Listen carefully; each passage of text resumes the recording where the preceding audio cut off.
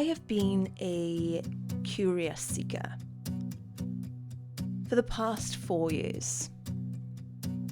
Curious in the sense that I wonder what I am yet to learn about myself. What mysteries and secrets am I carrying around with me as I walk this earth every day that are yet to surface to my attention? Who could I be if I opened my heart to welcome those parts of me that I have shut down and closed off? How different could my world be? It all began with gently welcoming a curious heart posture, asking myself a multitude of invoking questions and becoming a student of my inner world.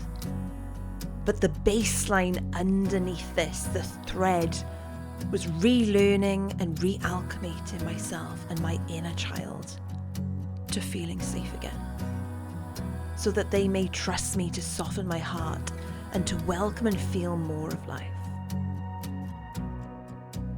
And now, as an adult, I get to bravely save her and create the safety in my heart.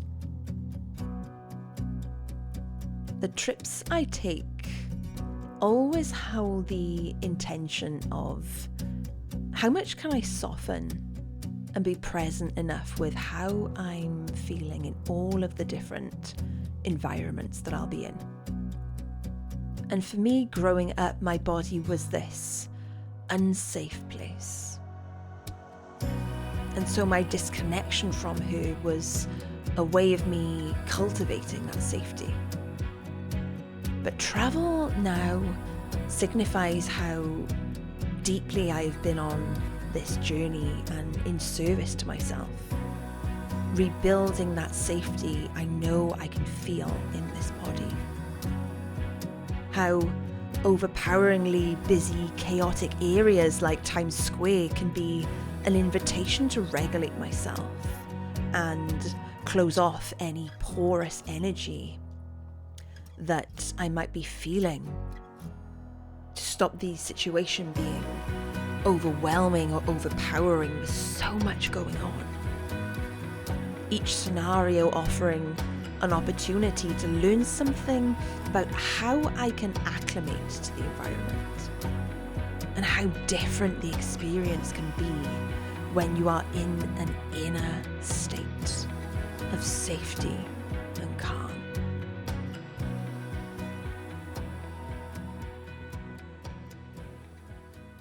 The beauty of being able to travel and see the world and experience a multitude of emotions and experiences and openings and offerings has just blown me away with how many different experiences that I can enter into, acclimate.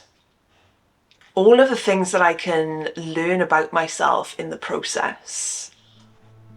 Where am I feeling unsafe?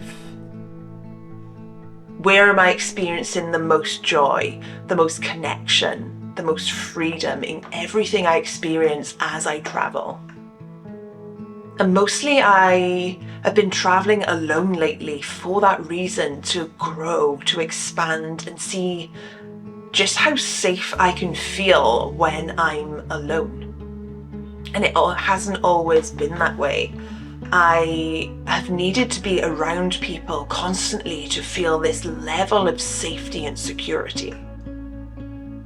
But learning and walking this path of feeling safe in this body, and that being my main goal, has unraveled all of these beautiful experiences and truly allowed me to find such soul growth in being safe in this body. This trip to New York was all about heart medicine. How much can I feel while still creating that level of safety? How welcome I can feel into different situations and circumstances by myself and by other people, and still feel this connection to myself, to still have this thread of inner knowing within me that goes through everything, every environment, every situation with me, where I don't travel to escape or lose myself, but travel in order to connect and find myself and find this deeper understanding of who I am and a deeper connection to this body. And by that I mean experiencing all these different emotions as we travel can feel overwhelming. It's exciting and scary and joyful and happy, and being around people is just naturally going to bring up different emotions. That's the beauty of this world, of interacting with people. And going to New York was truly a testament to how connected I am with myself. I met so many amazing people, went to so many different environments, the chaos of New York and the busyness, to the quietness of New Jersey, and being able to connect with myself in nature, to being around the most beautiful, expansive girlfriends that I took on the trip with me and experienced it with, was just mind-blowing. How you can feel so connected to people when you travel with them and experience the same things, even though through your lens of your own life you're experiencing them totally differently. But this trip really was about, how can I grow? How can I connect with myself deeper? And that really is the intention on all the trips I go to. I usually set an intention before I travel, and I try to uphold that intention, and it's usually about being present.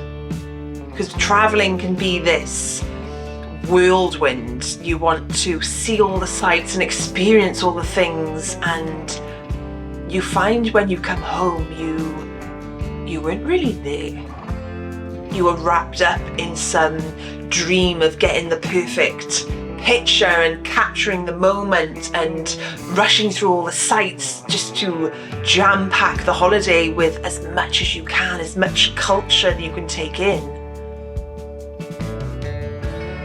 And sometimes you come home and you think, I wish I was a little more present with being there in that moment.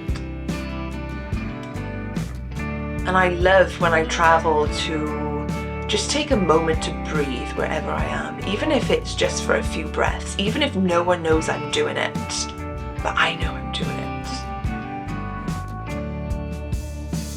And this holiday, this travel, this journey was just this expansion of who I could be. Going from the sightseeing and the beautiful sights and being around so many different energies, and really paying attention to my inner state, how safe I am around so much energy. And it really does come down to that daily practice and how much work you do on yourself. To then going to sit in plant ceremony with two of my close friends, sharing that experience with them, and having that opportunity to sit in ceremony with myself, with my heart, and to walk the journey of de-armoring my heart, of allowing a little bit more of life in, even if that means feeling raw for a little period of time afterwards. settling into the new version of me that is allowed to feel more of life, experience more of life, allow more of life in. And the beauty of duality in life is that everything has its equal and opposite. So for me to feel so alive and so vibrant and so full of life, I've also got to be willing to witness the parts of me that feel the deepest, feel the most pain, feel the most vulnerability, feel the most angst.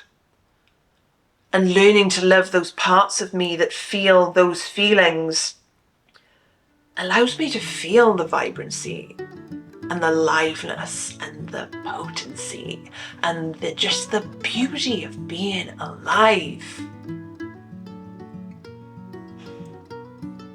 So I want to inspire you to see travel in this way. What can you not only experience about the culture and the country and the travel, but what can you learn about yourself? How can you soften into yourself?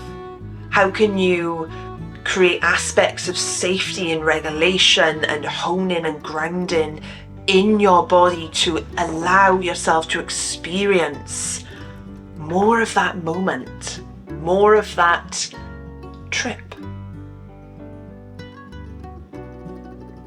And the beauty of it is the more you soften and allow yourself the vulnerability of being seen and feeling into your heart, allowing little pieces of armor to fall away, the more magic and potency and beauty and love and joy and life and expansion and creativity and love, the more heart you can allow into your life and everything you do, say, feel, everyone you interact with. And I know for myself, that is the sole intention for my life, is to feel the most alive that I can feel. And that means doing the inner work to de-armor this heart, to let in and let out a little more love for this life. If there's one thing that I could suggest, you find girlfriends and community and a sisterhood that truly, truly feel you and see you. Not for who you are or what you can do for them or your job title, but because they see you because of the level of heart that you have. I spent those days with friends that I have come across in my life accidentally, if you would, but nothing in this life, I believe, is with coincidences. And I truly feel that we were just drawn together because of the level of heart that we have. And I wish that for every woman that you find sisterhood and community with friends that truly see you and truly hear you. We spent the week in deep conversations about life and love and the universe and all of the mysteries of this experience, filling our hearts with fun and play, and it was the heart medicine that I had been longing for, and truly fulfilled the intention of exactly what I wanted and intended to receive from that trip.